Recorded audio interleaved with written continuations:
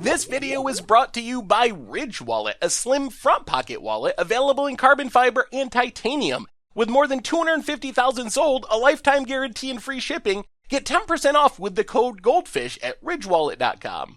Hello everyone, it's Seth, probably better known as Saffron Olive, and it's time for another Instant Deck Tech. So as you know, Thursday means it's Fishbowl Thursday here in Instant Deck Tech land, and we have a super sweet modern list to check out today. This one comes to us from Alpha Moyer, who not only sent it in, and thank you Alpha Moyer for that, but also said they took it to, I believe it was a 4-1 finish at their local game store, so apparently you can win some games with it. And this is a deck called, apparently, the People's Cannon. It's basically this really interesting green-red Goblin Charbelcher deck for Modern, and it's pretty cheap, only 186 bucks of paper, 50 ticks on Moto, apparently fairly effective, and certainly really unique and super fun looking. So that's what we're looking at today, the People's Cannon from Alpha Moyer. A quick reminder before we break down the deck. If you'd like your own deck considered for a future Fishbowl Thursday, make sure to leave a link in the comments, or you can email me, saffronolive@mtggoldfish.com.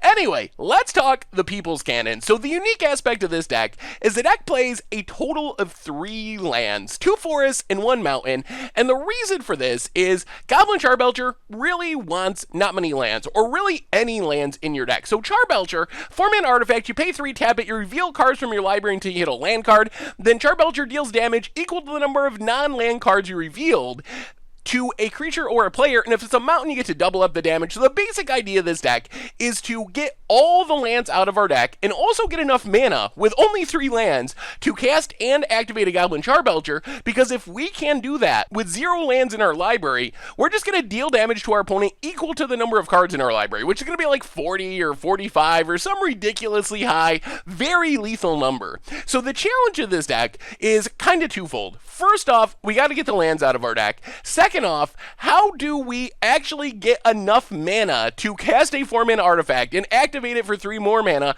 when we don't have more than 3 lands in our deck? So the idea of this deck is we need to start off with one of several specific cards to get the deck going. We either need one of our 3 basic lands or a Simian Spirit Guide or Chancellor of the Tangle. You can't really keep a hand that does not have at least one of these cards. These are our free mana producers.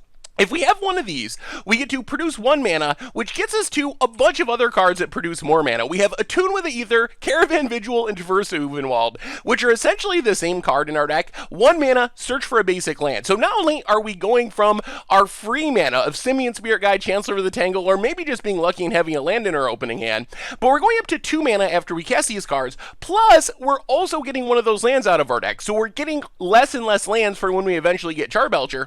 And then Wild Canter is just 1 mana, and then we can sacrifice it to add 1 mana. So it's kind of like a Simian Spirit Guide that we actually have to pay 1 mana for and let it sit out on the battlefield.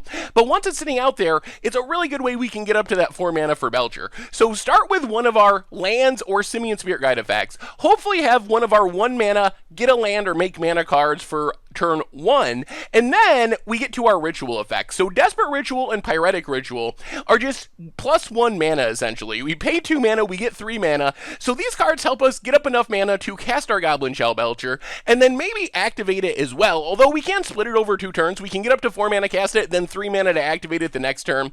We also have Recross the Pass, which is a way that we can hopefully get like all the lands out of our deck. So we cast it for 3 mana, we reveal cards until we hit a land and put it on the battlefield, and then we clash. So each player reveals the top card of their library. Whoever has the highest converted mana cost card wins the clash. If we win the clash, we get to return Recross the Path to our hand, cast it again the next turn. Since our deck doesn't really have any lands, we're basically hoping that one of our cheap cards, our 1 mana card or 2 mana cards, are going to be a land on the top of our opponent's deck to let us cast it again. In theory, Recross the Path can get us all 3 of our lands by itself if we use our weird non-traditional mana to get to it.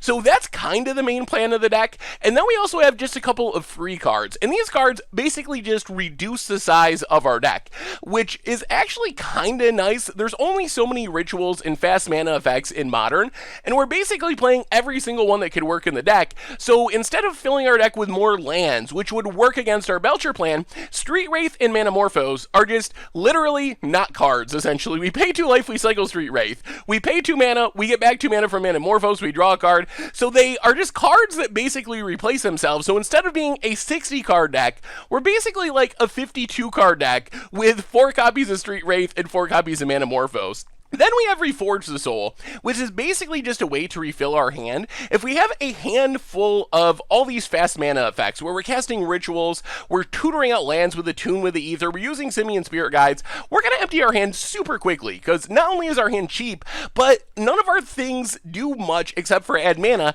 So if we could get up to 5 mana, or just get lucky and Miracle for 2 mana, Reforge the Soul lets us refill our hand, hopefully draw into our Goblin Shellbelcher. And then 2 Pact of Negations is just a way to protect our combo. If our opponent has a way to kill our Charbelcher, for example, we can counter this. Yes, we're probably not going to be able to pay for it. In theory, we can Manamorphose to make blue mana, but for the most part, we can't pay for it. However, if we can win the game right away, that's fine. And if we have our Charbelcher on the battlefield, let's say we're casting our Charbelcher, and our plan is to wait till our next turn, we got our 3 lands out of our deck, we're going to activate Charbelcher, we can go to our next upkeep, and with the you lose the game trigger that we can't pay for on the stack, that's when we can activate our lethal Belcher and kill our opponent. So the main plan of the deck is simple. Hope we start with a mana, either one of our 3 lands or one of our Chancellor of the Tangle Simian Spirit Guide effects. That gets us to our 1 mana producers, like Attune with the Ether, Traverse to Uvenwalds, etc., which gets us to our 2 mana producers, like Pyretic Ritual, which hopefully gets us to Charbelcher with 0 lands in our deck, which then we activate, kill our opponent with 1 activation. So that is what the deck's trying to do. We're pretty much just all in on that plan.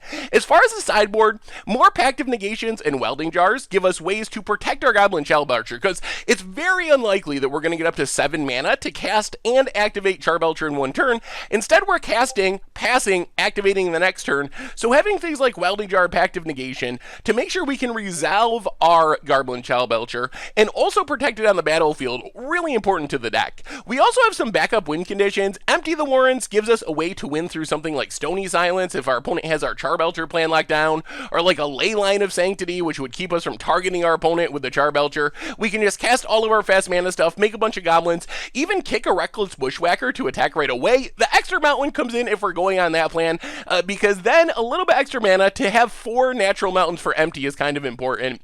Otherwise, Grafdigger's Cage, kind of a hate card, graveyards, also things like Collected Company, some Lightning Bolts for removal, Dragon's Claw to gain some life, and that is the People's Canon for Modern. And that's been our Fishbowl Thursday Instant Deck Tag for this week. So thanks again to Alpha Boyer for sending in a super sweet deck. And once again, if you'd like your own deck considered for a future Fishbowl Thursday, make sure to leave that link in the comments, or you can email me, saffronolive@mtggoldfish.com. Thank you so much for watching. I hope you enjoyed the video, and I will talk to you soon. Thanks for watching the video. If you enjoyed it, help us out by clicking that like button down below. And to keep up on all the latest and greatest, click that subscribe button. And don't forget to hit that bell icon to get alerts whenever we have new videos. And if you want to, check out some of our other sweet videos here and here.